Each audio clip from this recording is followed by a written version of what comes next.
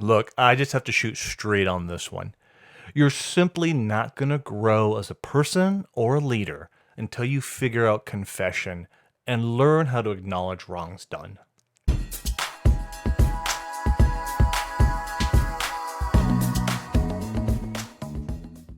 Hi, my name is Chuck Whitley. I'm an executive coach that specializes in spiritual direction.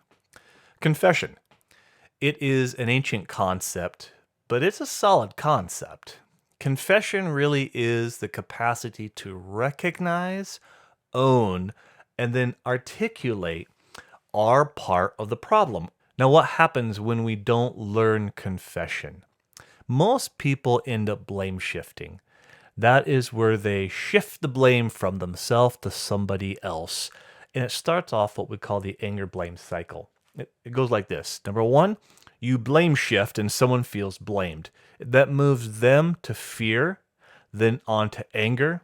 Their anger causes them to retaliate. And as they retaliate, somebody else gets blamed. And it continues the cycle on and on. It destroys group cohesion. And frankly, you just get nothing done when everyone is angry or afraid or retaliating. Now, here's the problem.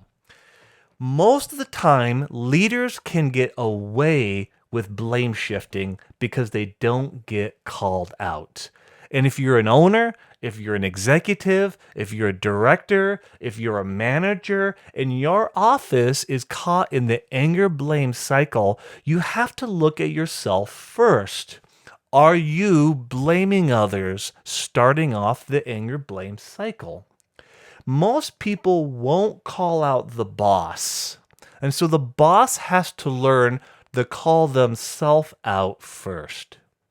Now, what happens when we do this? A couple things just happen.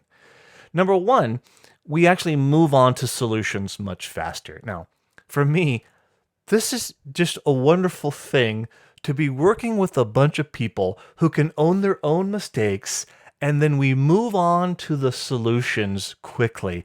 It is freeing, it is beautiful, and I love accomplishing things. So, helping people not blame shift and getting caught in the anger blame cycle is central to just simply being productive. So, how do we avoid this mess? We practice confession. Confession isn't being negative, it is not shaming yourself, it is not beating yourself up. Confession is just acknowledging wrongs done or you're part of the problem. It is essential to move on to being productive and moving towards solutions. Now, how do you practice confession? Now, there are many, many different ways to practice confession. Let me just mention one here, really kind of the first step.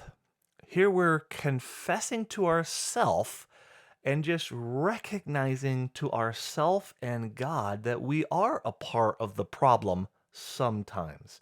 It's about owning our part, not owning other people's part of the problem. Okay? It has long been noted in the history of prayer that when we sit in silence, or let me say it a different way, when we sit in a listening posture, God will often bring up things like sin or things that hold us back or things that need to be worked on or things that block us from walking in our identity or our calling. So, what do we do when this happens? We want to do three things. First of all, we want to own it. If it's true, own it. Second of all, what we want to do is we want to confess it. Now, at this place, we're confessing it to ourselves and we're confessing it to God. And thirdly, and most importantly, what we want to do is we want to put together a plan to work on that issue. Now, there's a principle at play here. The principle is this: whatever you're running from or hiding from is usually in control of you. Whatever you can acknowledge and confess, usually you're getting in control of that. And so, a central part of living as a truly free person is confession. Well, let's give it a shot.